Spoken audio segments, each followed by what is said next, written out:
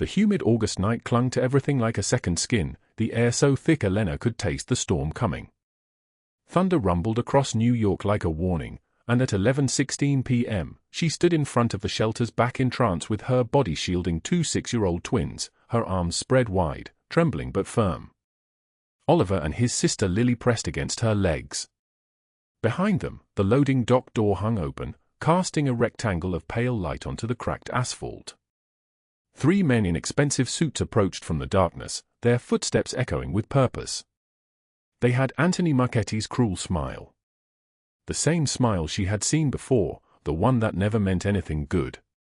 "You want them," Elena said, her voice shaking like a candle in the wind. "You go through me first." One of the men laughed. A low, dangerous sound. He raised his gun, the metal catching the overhead light. Elena's heart hammered against her ribs so hard she thought it might break through. She did not move. She did not speak. She just stood there, a shield made of desperation and a mother's love she had no legal right to claim. Then a voice cut through the humid air like ice. "That won't be necessary." A man stepped from the shadows across the street. He wore a black suit despite the oppressive heat, despite the August night that made the city sweat. His presence alone made the armed men freeze. Everything about him spoke of power, of consequence, of a man who did not raise his voice because he had never needed to. The 3 men's faces drained of color. They knew who he was. Elena could see it in their sudden stillness, in the way they lowered their weapons like puppets with their strings cut. Without a word, without a single gesture of threat, they turned and retreated into the darkness. Their footsteps faded. The sound of an engine starting. A car driving away. Elena stared at the stranger across the street. Confusion and relief flooded through her in equal measure. She did not know his name. She did not know what he was or who he served. All she knew was that he had stopped them. He said nothing. His dark eyes, storm gray and penetrating, moved from the children to her face and back again. Then he turned and disappeared into the shadows as silently as he had emerged. Elena gathered Oliver and his sister close, their small bodies trembling against hers, and retreated back into the shelter. She did not know that the stranger was Giovanni Conti.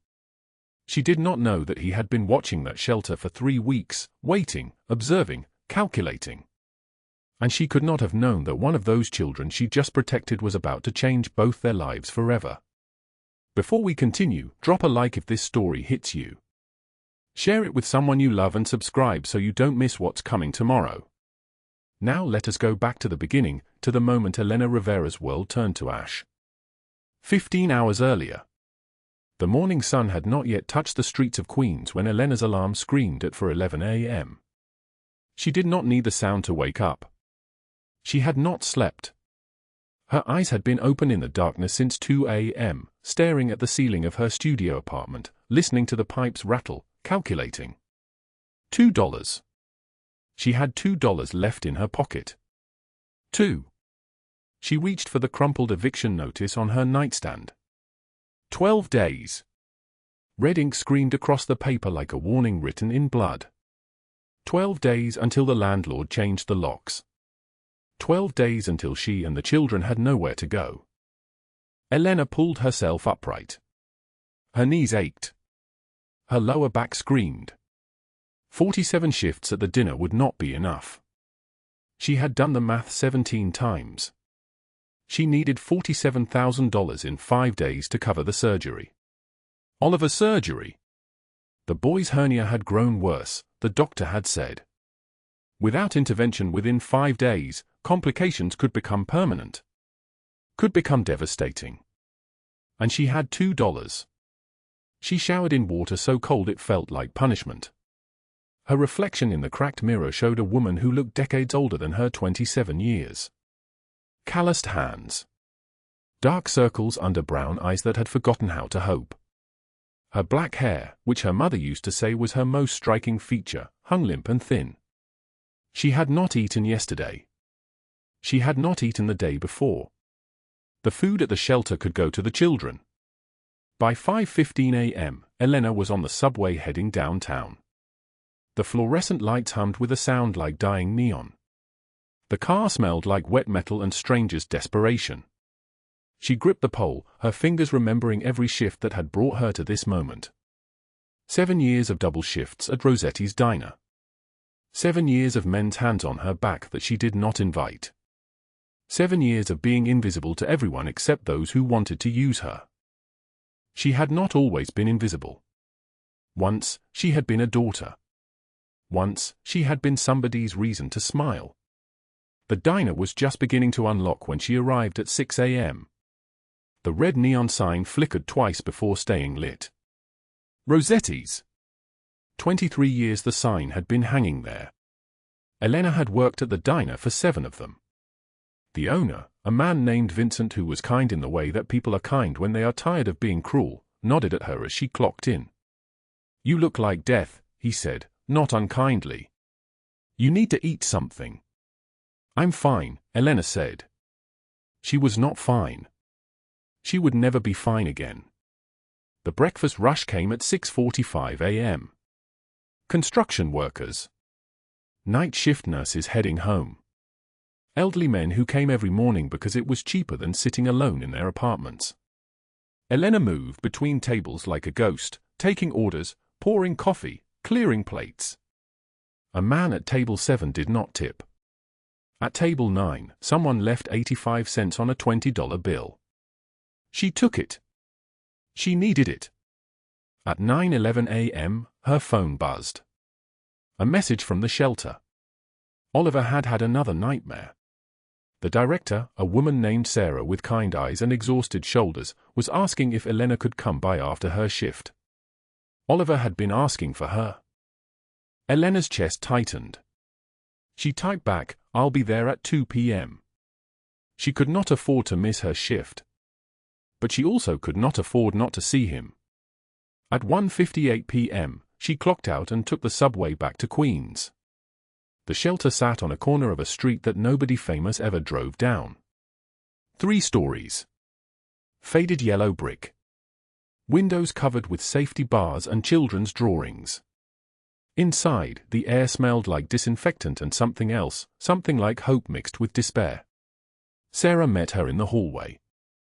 Behind her came Oliver, moving slowly, his 6-year-old frame looking smaller than it should. His twin sister Lily was close behind.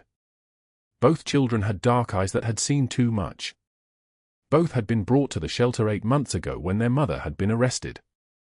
No father. No family. Just the state's custody and a system that had no room for them. Elena knelt down. Oliver crashed into her, his small arms around her neck with a force that made her breath catch.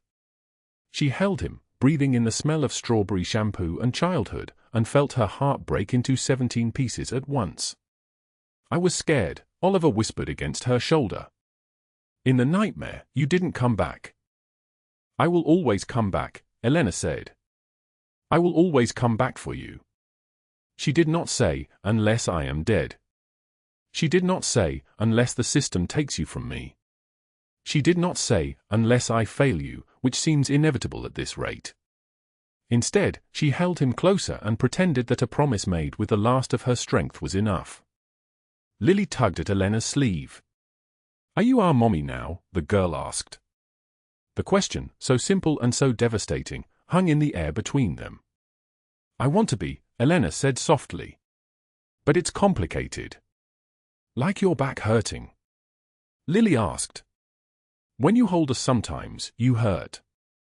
I can feel it." Children saw things that adults tried so hard to hide. They saw pain. They saw the cost of love. By 6 p.m., Elena had to return to the diner for the dinner shift. She hugged both children goodbye, made them promise to eat their vegetables, and walked back out into the August heat. The sun was still high. The city smelled like hot asphalt and possibility and the kind of desperation that came when you realized you were losing the only battle that mattered. At 11:48 p.m., as the dinner rush wound down to nothing, a man in an expensive suit came through the door. He was older, perhaps 55, with silver threading through dark hair that had been styled with a precision that suggested money. His face carried the weight of someone who had made terrible decisions and had long stopped caring about the cost.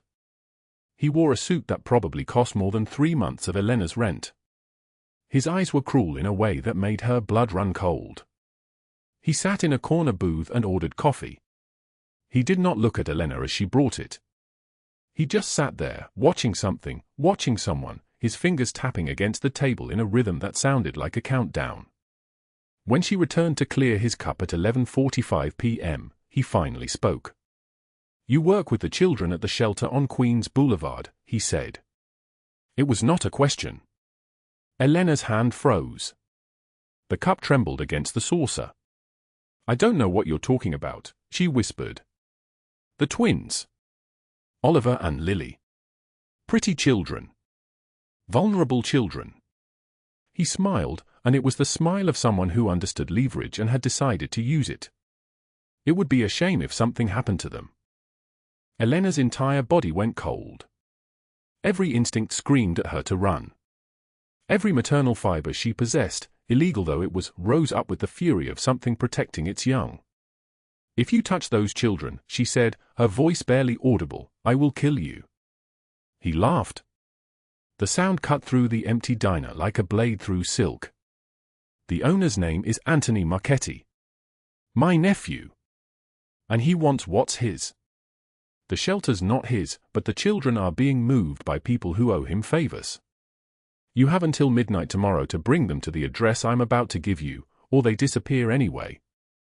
Except when they disappear under my care, there's no hope of finding them." He slid a napkin across the table.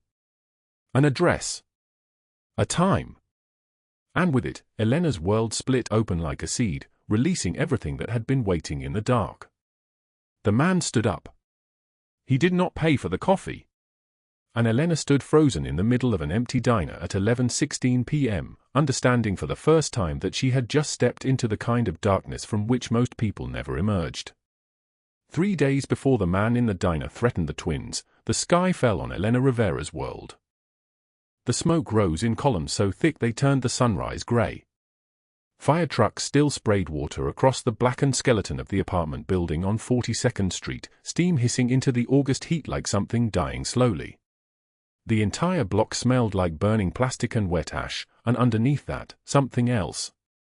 Something like the end of things. Elena stood on the sidewalk wearing clothes that didn't belong to her. The Red Cross volunteer had given her a grey t-shirt 3 sizes too large and khaki pants with a stain on the left thigh. Her own clothes were inside the building somewhere, turned to carbon in apartment for C, along with the mattress where her children had slept, the kitchen table where David had held her hand after learning about the cancer, the photographs, the letters, the wedding ring she'd been saving to have resized, the drawing Maria had made in 2nd grade with the note written in careful letters, to the world's best mom. All of it was gone. Her son Carlos, 6 years old, held her hand so tightly his fingers had turned white. His borrowed shirt hung past his elbows. Maria, 8, stood on Elena's other side with her arms wrapped around herself, staring at the ruins without blinking. She had not cried. Her tears seemed to have dried up somewhere between the smoke and the emergency vehicles and the firemen telling them that the entire building was a total loss. A fire inspector approached, clipboard in hand, with the kind of tired expression that said he delivered this news 10 times a week.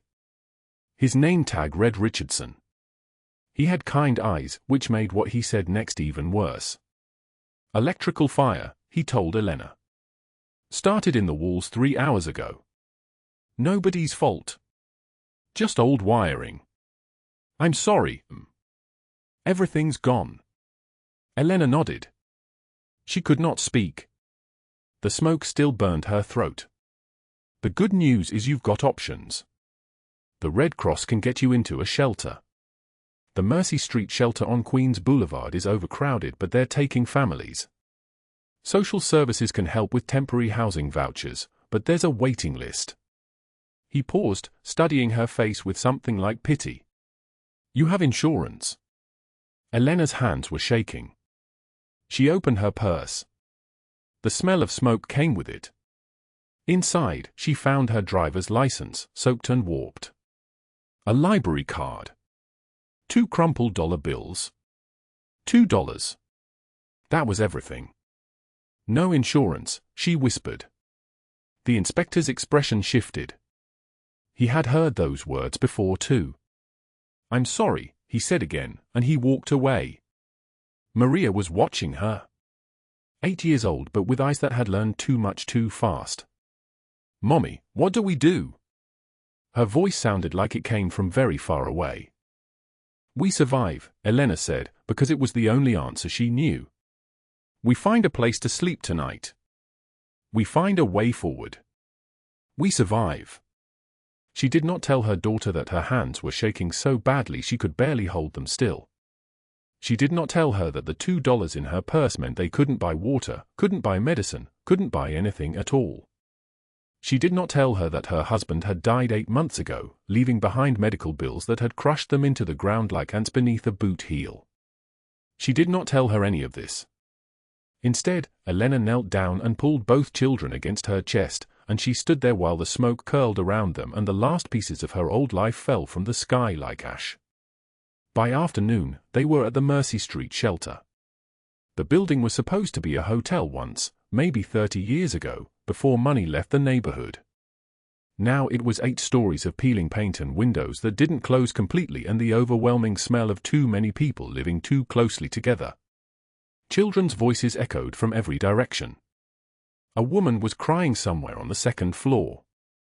The hum of an industrial kitchen came from the basement. Mrs. Chen, the shelter director, was a woman in her 60s with iron-gray hair and reading glasses on a beaded chain. She moved through the hallways like a general surveying a battlefield, nodding at volunteers, checking off clipboards, greeting each new arrival with the same tired gentleness. When Elena arrived, Mrs. Chen took one look at the children's faces and understood everything without being told. Come, she said simply. You need rest. We'll sort the paperwork after you've had water. She led Elena to a dormitory room on the 3rd floor with 6 cots arranged in 2 rows. Sunlight came through a single window with bars on it. The walls were institutional beige. But the sheets were clean, and that was something. Mrs. Chen sat on the edge of one of the cots and looked at Elena directly in the way that people rarely do. I can give you 12 days, she said. After that, we need the space. I'm sorry. We're full to capacity, Anne. 12 days, Elena repeated. The number felt like a stone placed on her chest. We have food. We have counseling services. We have a children's program. Mrs. Chen pulled a document from her clipboard and handed it to Elena.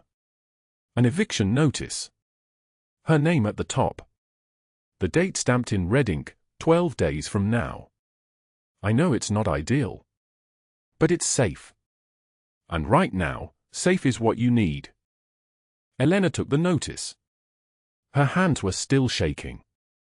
She folded it carefully and put it in her pocket next to the $2. Is there work? Elena asked. I can work. I was a waitress at Dino's before. She couldn't finish the sentence. Before the world ended, she meant. Before the fire. Mrs. Chen's expression softened. We need help in the children's wing. No pay, but meals included. We feed 300 children a day, Elena. Most of them have no one else. You'd be doing the most important work there is. 2 hours later, Elena was in the children's play area, which was really just a converted ballroom with donated toys scattered across the floor and murals of cartoon animals painted on the walls. 50 children moved through the space like water, some playing, some sitting alone, some moving their hands through patterns only they understood. That was where she found Oliver and Lily. The twins were in the corner, sitting back to back on a blue mat. Oliver, 6 years old, had skin the color of caramel and dark eyes that seemed to hold secrets he was too young to carry. He had not spoken in 3 weeks, according to Mrs. Chen, not since he and his sister arrived at the shelter with no paperwork and no explanation, just abandoned at the front desk in the middle of a Tuesday. Lily, his twin, sat pressed against his back, her arms around his neck. She was whispering something, the only voice that seemed to reach him. When she spoke, Oliver would blink once. When she stopped, his eyes would return to that distant, unreachable place. Elena walked toward them slowly, not wanting to startle them.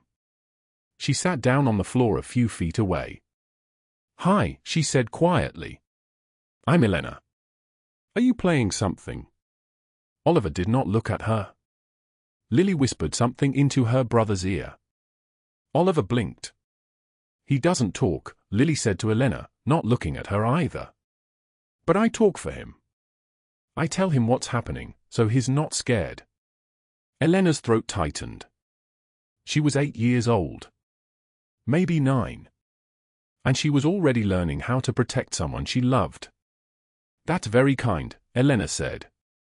"Can I sit with you?" Neither twin answered, but neither moved away.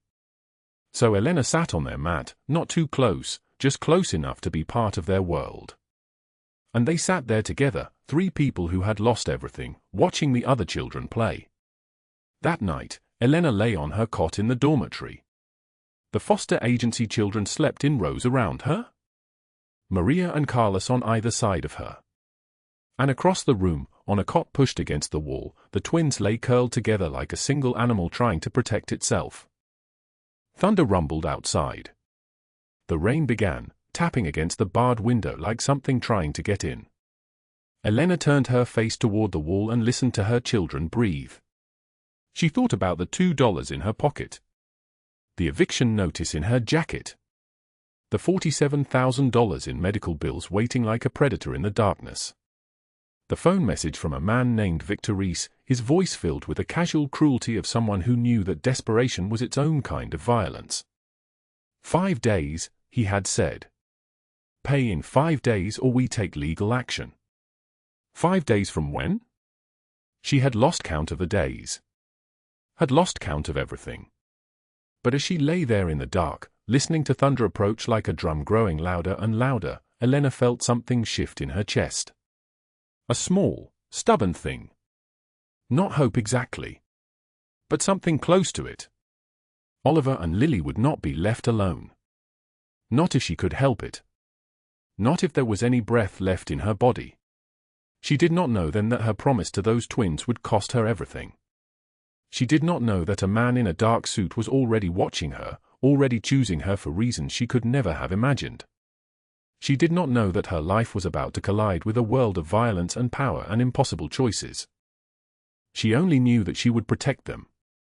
And sometimes, that knowledge is enough.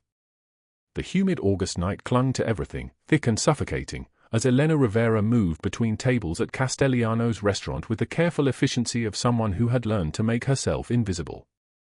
She had taken the job that afternoon, cash tips, no questions asked, which was all that mattered when you had $2 in your pocket and 12 days before an eviction notice with red ink became a death sentence.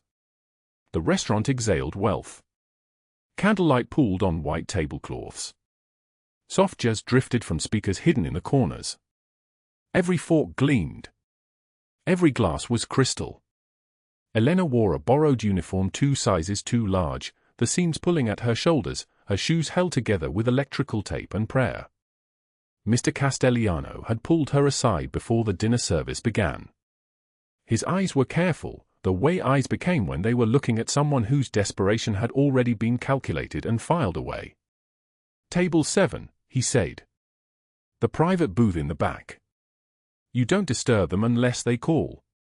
You don't make eye contact. You don't ask questions. Understand?" She understood. She always understood. At 9:53 p.m., Elena delivered wine to the tables surrounding booth 7, moving like water around stone, aware of the 3 men in expensive suits the way a small animal is aware of predators. The man in the center sat perfectly still. Dark hair, olive skin, a scar running from his left eye to his cheekbone like a blade had passed through him. His suit cost more than everything Elena owned. A gold watch caught the candlelight on his wrist. When he lifted his glass, his movements were controlled, deliberate, each gesture economical and terrifying in its precision. Giovanni Conti did not need to move or speak to occupy a room. The room arranged itself around him like planets around the sun. Elena took her break in the alley behind the restaurant at 10:15 p.m. The air was suffocating, the sky bruised and swollen with impending rain. She leaned against the brick wall, her feet screaming in borrowed shoes, and pulled 3 crumpled bills from her apron pocket. $7. The entire night's tips. That made $9 total. She needed $47,000 in 5 days. The black sedan pulled up silently, as if the alley had been waiting for it. 2 men stepped out. The first was young, maybe 28, with the kind of handsomeness that cruelty had honed into sharpness. His suit fit perfectly, tailored, expensive beyond calculation. His smile arrived before his words, spreading across his face like something rehearsed in a mirror. "You're new here," Anthony Marchetti said. His voice carried the casual confidence of someone who had never been told no. "You know who runs this place?" Elena's body moved backward toward the door before her mind caught up. She knew what this was. The men with suits always arrived at the moments when she was most tired, most desperate, most alone. "My uncle Giovanni thinks he owns this city," Anthony continued, stepping closer. "But things are changing. Smart people are choosing sides." He withdrew a card from his jacket pocket, expensive card stock, and held it between 2 fingers like a blade. "When you're ready to make real money, call me. Pretty thing like you could do very well." His eyes traveled over her body the way a butcher's eyes move across meat, calculating portions and value. Elena dropped the card. It fluttered to the wet pavement like a dying bird. She ran. Behind her, Anthony's laughter followed her inside, and when she risked looking back through the kitchen window, she saw him pick up the card and smile wider, as if she had just made a choice he had already made for her.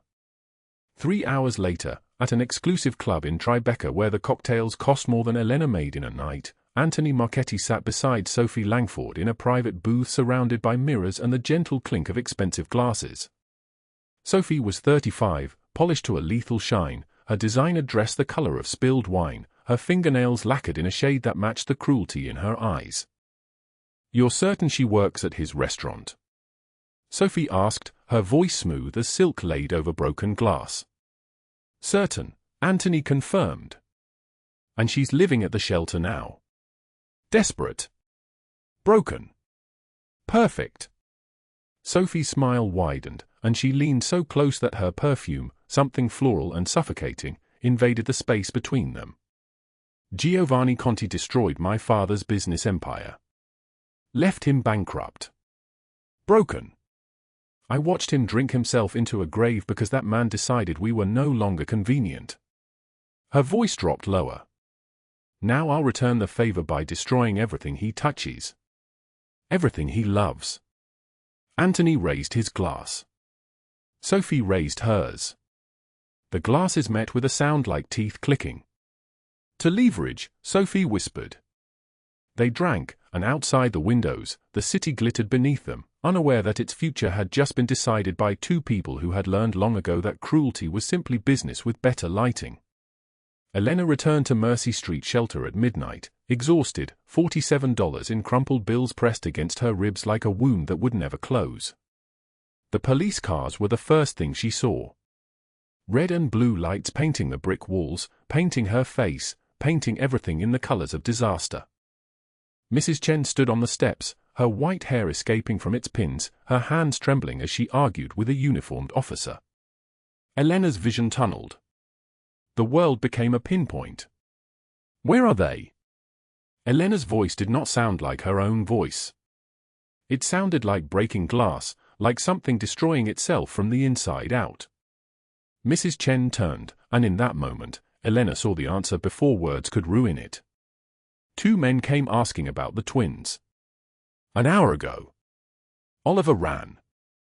Lily followed him. Security footage shows them leaving through the back gate, but after that, Mrs. Chen reached for Elena's arm. After that, nothing. "I called the police. I called everyone." Elena was already moving, already tearing out into the humid night. The storm was close now, thunder rolling across the sky like furniture being dragged through heaven. She searched alleys and doorways, calling names that the wind stole. She searched until her throat was raw, until her shoes fell apart entirely, until she found them huddled behind a dumpster 3 blocks away. Oliver and Lily sat pressed together like a single animal trying to protect itself. Lily was crying, her small body racked with soundless sobs. Oliver was rigid, his eyes wide and empty, the light gone out behind them. When Elena gathered them close, when she pulled them into her chest and felt their hearts hammering against hers, Oliver whispered his first words in weeks, words he had not spoken since his mother died. "The bad men," he said. "They're coming." Dawn arrived grey and suffocating. Elena reported to Castellanos for her shift, moving on feet that no longer remembered how to be human. Mr. Castellano pulled her into his office before she clocked in. His eyes were different this time. Careful, yes, but also something else. Something like warning.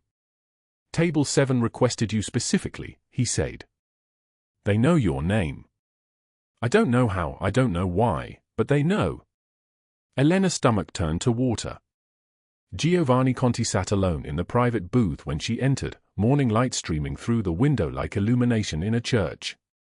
His espresso sat untouched before him. When he saw her, something shifted in his expression. The dangerous smoothness fractured, just slightly, just enough for her to see that underneath the suit and the scars and the power, there was something desperate and broken. "Sit," he said. Not a command, exactly. Something closer to a plea. Elena remained standing. Her hands were shaking. "The children you're protecting at Mercy Street Shelter," Giovanni began, his voice quiet and controlled. "The boy? Oliver? Tell me about him." Elena's defenses rose like a shield. "Why would you want to know about a 6-year-old? Giovanni leaned forward, and when he spoke again, the words broke something in the room between them. "Because he's my son." The silence that followed was complete. Even the city outside seemed to pause, holding its breath. "That's not possible," Elena said, but her voice was already wavering, already beginning to believe something her mind was still denying. Giovanni withdrew a photograph from his jacket. Isabel Conti held 2 newborns, her face radiant with a joy that seemed to transcend the paper. Oliver's face was unmistakable even at 3 days old. Elena sat because her legs no longer remembered how to hold her weight. "My wife died 3 years ago," Giovanni said. "Childbirth. Complications. She had a fever that wouldn't break. I was away handling business. When I returned, he stopped." His hand moved to his scar as if tracing the path of how pain traveled through him. "My brother Marco was supposed to protect them while I dealt with a territory dispute. Marco promised. He was blood. Family. I trusted him." Elena's mind was moving in 3 directions at once, and none of them made sense. "What happened?" she whispered. "He sold my location to our enemies. Took payment to betray us. Staged an attack that killed 4 of my men. In the chaos, my housekeeper grabbed the children and ran. I never found them. I spent 3 years searching. 3 years following dead ends, believing them lost to me forever." Giovanni's eyes moved to the photograph. "Until my informants reported a boy matching Oliver's description at Mercy Street Shelter. Until you." Sergio and Pietro entered the booth quietly, carrying files that they placed on the table with the reverence of men presenting evidence in a court where only one man served as judge. Giovanni opened them systematically. $47,000 owed to creditors, he said, his voice remaining level. Due in 5 days. $2 in your pocket right now. Eviction notice from the shelter in 12 days, with the date printed in red ink like a threat written in blood. He recited the numbers again, each repetition landing like a hammer strike. $47,000. $2. 12 days. Elena wanted to stop him from speaking the numbers, as if saying them aloud made them more real, more insurmountable, more like a weight that could not be carried. "Why would you help me?" she asked, and she heard the desperation in her own voice like an animal caught in a trap. "I'm nobody." Giovanni leaned forward until his face was level with hers, and in his dark eyes she saw something that terrified her more than anything she had ever seen. She saw recognition. She saw understanding. She saw the face of a man who had learned that the people you loved could be taken, and the universe would offer no explanation, no justice, nothing but the knowledge that you had failed to protect them. "You protected my children when armed men came for them," he said. "You, with nothing, stood between them and danger. That makes you somebody." Sergio turned to Pietro, and without words, understanding passed between them. In 15 years of working for Giovanni Conti, neither man had ever seen him sit across from anyone like this. Neither had ever heard his voice carry that tone, raw, stripped of all armor, vulnerable in a way that made them look away out of respect. That afternoon, Elena brought Oliver and Lily to Giovanni's penthouse overlooking Central Park. Her own children, Maria and Carlos, trailed nervously behind her, their eyes wide as saucers as they entered a space more beautiful than anything they had imagined existed. The ceiling soared. The windows framed the entire city like a painting. There was more floor space here than Elena had ever lived in. A genetic test was performed with the kind of efficiency that money allowed. The results arrived within an hour. Oliver and Lily were Giovanni's. The confirmation hung in the air between them like a truth that needed no words. Giovanni knelt to the children's level, his dangerous hands gentle as he showed them the photograph of their mother. He did not force closeness. He did not pretend that 3 years of separation could be bridged with a single moment of recognition. He simply said what needed to be said. "You're safe now. All of you." Elena watched this feared man become something else entirely. Not soft, exactly. But something close to it. Something like a father meeting his lost children for the first time, aware that time was a thief that could not be negotiated with, that every moment he had missed could never be recovered, that all he could do now was build a wall between them and the darkness. Late that evening, across the city in a different kind of penthouse, Anthony Marchetti watched video footage on a television screen the size of a window. The woman from the restaurant entered the building. The woman from the alley. The woman whose desperation he had already learned to use like a weapon. Sophie Langford sat beside him, her red wine catching the light like blood suspended in a glass. "The woman from the restaurant," Anthony said. "She's living with him now." Sophie's smile was poisonous, cultivated in the greenhouse of her father's bankruptcy, her family's humiliation, her own hunger for revenge that had grown teeth and learned to bite. "Then we make her the message," Sophie whispered. "We show Giovanni Conti that everything he loves turns to ash." Anthony added, his voice low and certain, "And I get what I want in the process." "And you get what you want," Sophie agreed. She raised her glass. Anthony raised his. The glass is met with the sound of something breaking. To destroying everything he has built. They drank to the future they had already begun to ruin. Back at the penthouse, Elena stood at the window while the children slept in the next room. The city lights trembled beneath her like stars trapped in concrete. Giovanni approached silently, a printed bank statement in his hand. $47,000, he said, holding it out for her to see. The numbers were all there, already transferred, already erased. Paid. Your debt is gone. Elena's hands would not reach for the paper. "I don't want charity." "It's not charity," Giovanni replied. His voice was steady, but she heard the truth underneath it. "It's protection. When you protect what's mine, I protect what's yours." Thunder crashed outside, and the storm finally broke. Rain hammered against the windows like something trying to get in, or maybe something finally breaking free. The bathroom door locked behind Elena with a soft click that sounded like surrender.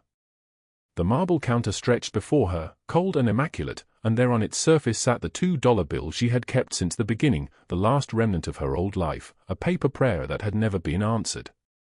Rain hammered against the window like something trying to break in, or maybe something finally breaking free from the sky itself. The sound filled the silence, filled the space where her courage used to live. Her hands trembled as she gripped the counter's edge. For days since Giovanni transferred the $47,000, erasing the debt that had strangled her for months.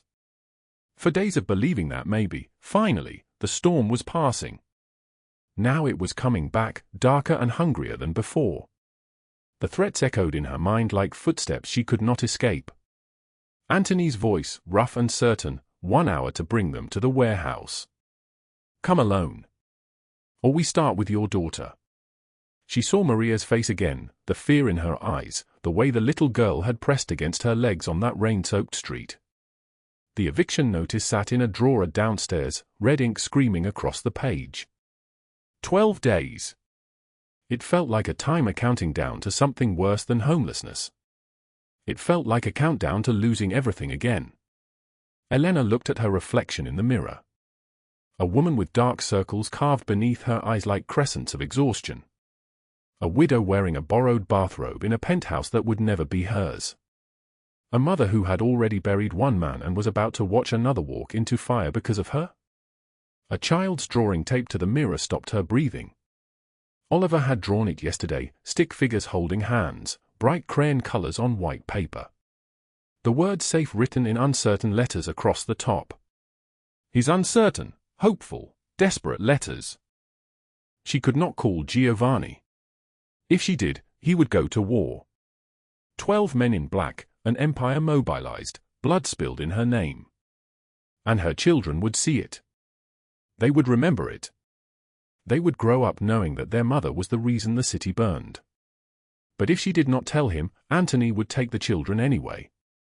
He would use them as leverage against a man whose only weakness was sitting in this bathroom, staring at a drawing made by a child's hand. Elena unlocked the door. Giovanni was waiting in the hallway, Sergio and Pietro flanking him like stone statues. He took one look at her face and understood everything without words. Tell me, he commanded. Not asked. Commanded. She told him everything. The confrontation on the street. Anthony's gun. Sophie's poisonous laughter. The warehouse address. The 1-hour deadline. Giovanni's expression did not change, but something deadly settled over him like frost descending on flowers. His men exchanged a look, the kind of look that meant protocols were shifting, that the machinery of his empire was being redirected toward a single, absolute purpose. He made 2 phone calls. Each conversation lasted less than 60 seconds. Each one rewrote the rules of engagement. You're going to that warehouse, Giovanni said finally. But not alone. At 5:30 in the evening, the old Marchetti warehouse on 9th Avenue stood like a tombstone at the edge of the city. Rain pounded the metal roof with the force of thousands of fists. Anthony Marchetti waited inside with Sophie Langford at his side, 8 armed men positioned throughout the cavernous space like sentries guarding hell itself. Elena arrived at exactly 6 o'clock, soaked from the rain, her dress clinging to her skin like a second grief. Where are the twins? Anthony's smile was a knife wrapped in flesh. Safe, Elena said, and her voice was steady now because she was no longer alone. Where you will never touch them. Sophie stepped forward, her designer heels clicking against concrete. You stupid girl. You think you can defy us? She gestured, a casual movement of her hand. Anthony raised his gun. The lights went out. Darkness became a living thing. 12 men in black tactical gear moved through it like ghosts, like shadows with purpose, like a reckoning taking physical form. Night vision goggles turned the warehouse into a maze of thermal signatures and lethal mathematics. Suppressed weapons made soft, surgical sounds as Anthony's men fell, 1, then 2, then 3, their bodies dropping like broken marionettes. Anthony fired wildly into the darkness, screaming orders that no one obeyed. His voice cracked and fractured as his men fell around him, one after another, the circle of his power collapsing inward like a star dying in slow motion.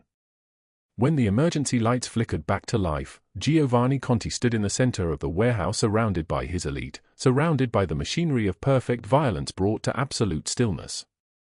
Anthony and Sophie were trapped in a circle of weapons, a circle of trained men whose loyalty had been purchased in blood and time and unshakable code. Anthony dropped to his knees. His gun clattered to the concrete floor. His entire body trembled like a wounded animal backed into a corner with nowhere left to run. "Uncle," he whispered. His voice shattered across the word like glass falling on stone. "Uncle, please." I am family. I am blood. Giovanni's voice was arctic, each word a shard of winter. My brother said the same thing before he sold me to my enemies. I learned a long time ago that blood means nothing without loyalty. He nodded to Sergio. Federal agents poured through the warehouse doors as dawn's first light began creeping across the horizon. Badges gleamed like coins in the fluorescent glare. Weapons were drawn and positioned with the precision of men who had rehearsed this moment 100 times in their minds. Sophie Langford screamed as handcuffs snapped around her wrists. Do you know who I am? Do you know who my family is? The question dissolved into hysteria as she was pulled toward the exit. My father will destroy all of you. He will burn this city to the ground. The lead FBI agent, a woman with steel in her eyes and 17 years of federal prosecutions behind her name, read the rights with mechanical precision. Sophie Langford, you are under arrest for conspiracy to commit murder, racketeering, extortion, and attempted kidnapping of minors. Each charge landed like a hammer blow. Each one was a door closing on a life that would never open again. Anthony collapsed onto the concrete, his entire body racked with sobs. Please, he begged. Please, Giovanni, I am your blood. I am your family. No, Giovanni replied quietly. You are the person who chose revenge over family. You made that choice when you decided to threaten children who had nothing to do with your war. The handcuffs were cold steel against Anthony's wrists. The agents lifted him to his feet. He looked smaller somehow, diminished, like a man who had finally understood that power was not something you possessed but something that could be taken away by someone who understood loss better than you ever could. Giovanni watched without moving, without expression. But Elena saw something shift in his eyes, not forgiveness, but completion. A circle closing. A debt being settled not through mercy but through justice rendered in its purest form. 3 months later, in a federal courtroom where history was being written in legal precedent and shattered lives, the judge's gavel fell with the weight of absolute authority.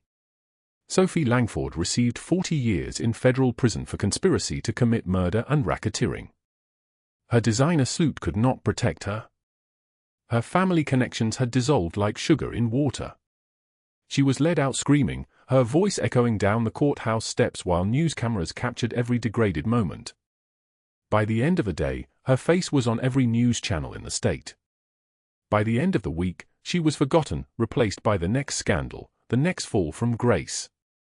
Anthony Marchetti received the same, 40 years for drug trafficking, racketeering, conspiracy to commit murder, witness intimidation. The judge's words hung in the courtroom like a benediction. The court finds that your actions demonstrated a callous disregard for human life and family loyalty. This sentence reflects the severity of those crimes. He was led away in handcuffs, his expensive lawyers silent, his empire crumbling in real time. Every business he had controlled was seized. Every asset was frozen. Every connection he had cultivated over years of crime was severed by federal order. Elena sat in the gallery watching it unfold, Giovanni beside her, his hand finding hers as the gavel fell. His grip was warm. Steady. Real. After the rain, the sky clears. And sometimes miracles come from the most unexpected places. 6 months after the federal courthouse fell silent, the snow began to fall across the Hamptons. Clean. Soft. Erasing everything beneath it like a second chance written in white. Elena stood on the terrace of Giovanni's estate, watching the flakes collect on the black iron railing, each one disappearing the moment it touched the metal warmed by the afternoon sun filtering through the winter clouds. Behind her, through the glass doors, she could hear Oliver and Lily laughing. Not the hesitant, careful laughter of children learning to trust again. Real laughter. The kind that comes when you stop waiting for the world to break. Giovanni emerged from inside carrying 2 champagne glasses, the crystal so clear it seemed to glow. He handed her one without asking if she wanted it. By now, after 6 months of mornings and dinners and quiet moments like this, he knew her answer before she asked. The dress he'd bought her for the New Year's Eve celebration still hung in her closet, deep blue fabric that cost more than 3 months of her old rent. She'd stopped refusing his gift somewhere between the courthouse and now, understanding finally that for him, providing was the only language of love his childhood had taught him to speak. "Do you regret it?" he asked, his voice steady as a foundation stone. "Protecting those children that night. Getting pulled into all of this." Elena turned to face him, the champagne glass catching the winter light. "I regret the fire," she said carefully. "I regret losing David. I regret that Oliver and Lily had to see their mother at her absolute lowest, terrified and desperate and nearly broken. But protecting them? Meeting you? Standing in that restaurant and choosing not to look away from what was happening." She paused, letting the snowflakes settle on her shoulders. "No. I don't regret that." She set her glass down on the railing, letting her hands rest beside it.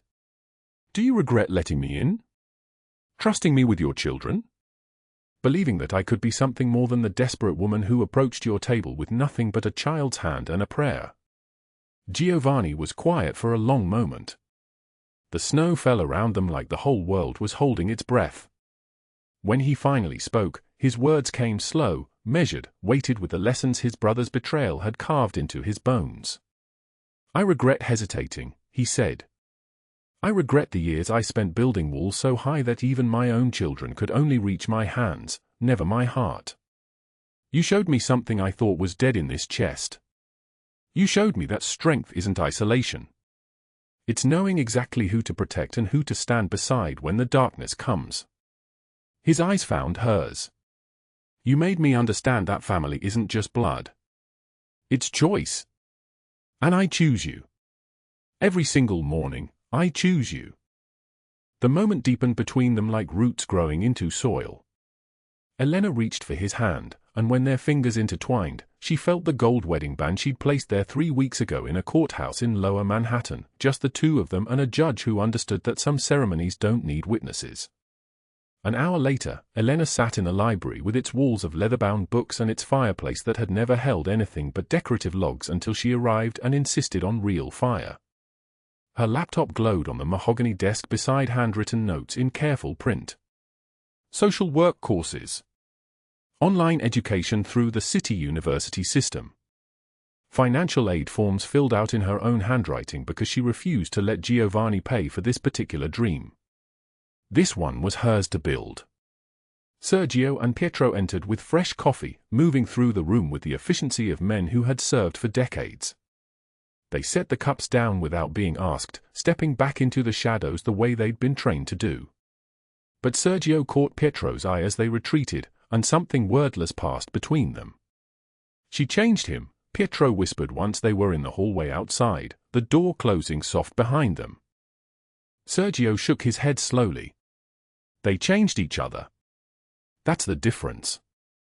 That's the thing most people never understand about real strength. It takes two people willing to break down the walls at exactly the same moment." Meanwhile, upstairs in the nursery converted to a children's bedroom with twin beds and artwork Oliver and Lily had created themselves, the children were already asleep. Oliver on his back, one arm thrown across his forehead like he was dreaming of something grand. Lily curled on her side, her breathing deep and even, the nightmares that used to wake her screaming now replaced by dreams of snow and playgrounds and a mother who came home safe every evening. At midnight, when the staff had been dismissed and the house fell into the particular silence of wealthy homes left to their inhabitants, Giovanni and Elena stood alone in the snow. The year was turning over into something new. Something they would build together rather than simply survive through. He took both her hands, and the champagne glasses sat forgotten on the stone balustrade behind them. "You saved me on the worst night of my life," he said. "The night you walked into my world with nothing but desperation and a child's hand and forced me to remember that I was human. I saved you on yours. We're bound by that shared darkness, Elena. By the fire and the rain and the violence that brought us to the same table." Elena stepped closer, and when she spoke, her voice carried the certainty of someone who had been broken and chosen to rebuild herself anyway. "But we're choosing to walk into the light together. That's the difference between a rescue and a redemption. One person pulling another out of the water. Two people walking forward into dry ground. They kissed as midnight exploded across the sky. The fireworks over the water painted everything in gold and silver and blue. The children slept on in their beds upstairs, safe in a way they had never been safe before. The mutual rescue complete. Two broken people who had found wholeness not by erasing their damage but by standing beside each other while they healed. 3 years later, spring morning, cherry blossoms drifting through Central Park like snow in reverse. Elena Rivera-Conti stood at a podium in front of the building that now occupied the block where her old burned apartment used to stand. The ribbon in her hands was silk, deep red, waiting to be cut. The Isabel Conti Family Center, named for Giovanni's first wife who had taught him everything he knew about love before his brother's betrayal taught him everything about loss. Oliver and Lily stood on either side of the ribbon, now 9 years old, tall and healthy and confident in the way children become when they're loved without condition. Maria and Carlos, their cousins, flanked them at 11 and 9, each dressed in new clothes that still fit perfectly because Elena insisted on taking them shopping herself, on choosing things with her own hands. When Elena cut the ribbon and the crowd moved forward, Mrs. Chen from Mercy Street Shelter stood weeping quietly, remembering the desperate woman who had worked double shifts and eaten garbage scraps and never once complained about the unfairness of her circumstances. Inside, the eviction notice was framed on the wall. Red deadline date glowing like a wound healed into scar tissue. 12 days to save your life. $2 in your pocket. For children depending on your breath to keep moving forward. Elena addressed the crowd, city officials and donors and families who would use these rooms for job training and therapy and the simple act of being witnessed in their struggle. Her voice carried the weight of someone who knew exactly what desperation sounded like. I learned that protection goes both ways, she said, and the cameras caught Giovanni watching from the side, Sergio and Pietro flanking him like bookends, his expression unguarded in a way it never was before Elena taught him how. That the strongest bonds form when we choose to stand for others even when we have nothing left to stand with. When you have only $2 and 4 mouths that depend on you to create a miracle, you learn that miracles aren't supernatural. They're just what happens when people decide together that giving up is not an option. She looked directly into the cameras, into the faces of people watching who might be standing exactly where she once stood, desperate, alone, certain that the next 12 days would break them. After the rain, the sky clears. And sometimes miracles come from the most unexpected places. Sometimes they come from strangers who see you when the world has decided you're invisible. Sometimes they come from choosing to trust when trust has been used as a weapon against you. And sometimes, if you're very brave, if you're very lucky, they come from someone who understands darkness well enough to show you how to walk toward the light. That evening, Giovanni's penthouse filled with the particular warmth of a family gathered around a table. All 6 of them.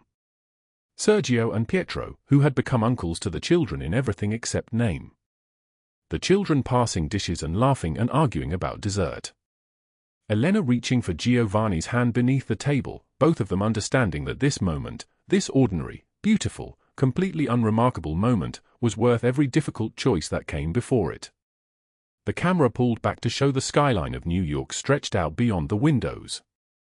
The city that had tried to break Elena and had succeeded only in making her stronger. The city that had made Giovanni into a king and had left him hollow until she arrived and taught him that kingdoms mean nothing without someone to share them with. If this story moved you to tears or hope or the simple belief that change is possible even when circumstances insist otherwise, hit that like button and share it with someone in your life who needs to hear that miracles are real. Subscribe to see more stories of courage and redemption and unexpected love rising from impossible circumstances. Tomorrow we bring you another chapter of people who refused to accept the world as it was and built the world as it should be. Don't miss what comes next. We'll see you then.